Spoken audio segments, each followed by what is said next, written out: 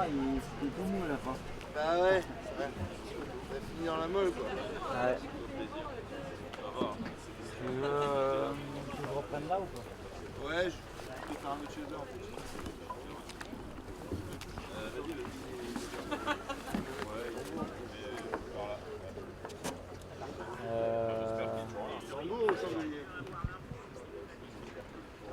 Je préfère tour autour du chandelier et padaille en tal.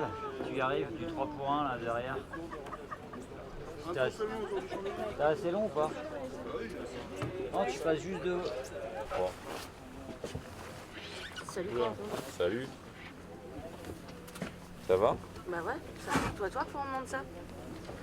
Ça va, c'était Pas pas... trop cassé quand même. Si, ben... Si, je sais plus qui je disais ça, là, que je m'étais remis à faire des transats, parce que j'en avais marre des régates où il fallait manœuvrer toutes les 10 minutes.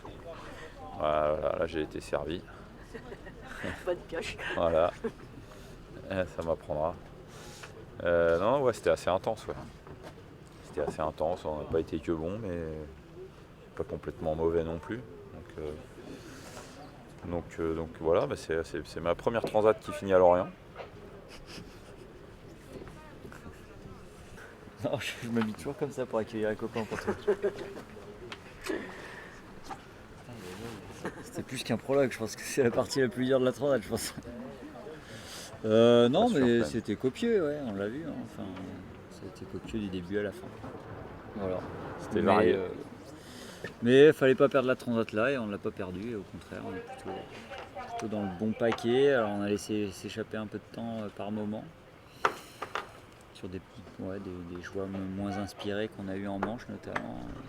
Mais bon, c'était compliqué. Les conditions étaient engagées. Fallait quand même placer le curseur dans la prise de risque, dans le pas casser le bateau, dans le s'abriter sous les îles en essayant de trouver un peu moins de mer, petites choses comme ça. Mais bon, voilà. Après, non, je pense on peut être content de notre course, je pense.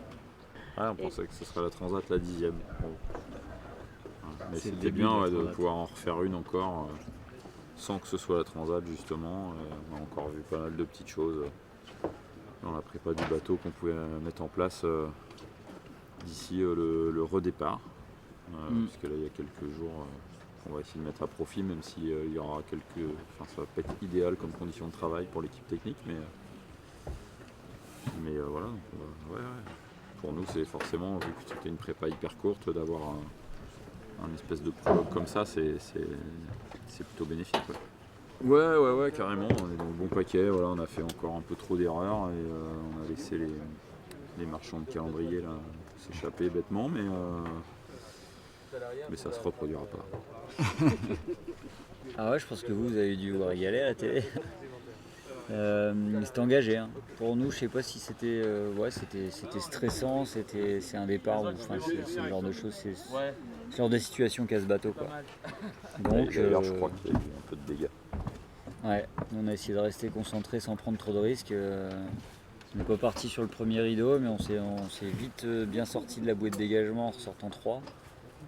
En revenant en tête à Barfleur, puisqu'on est à côté de Pirelli, on les passe, ils nous redoublent.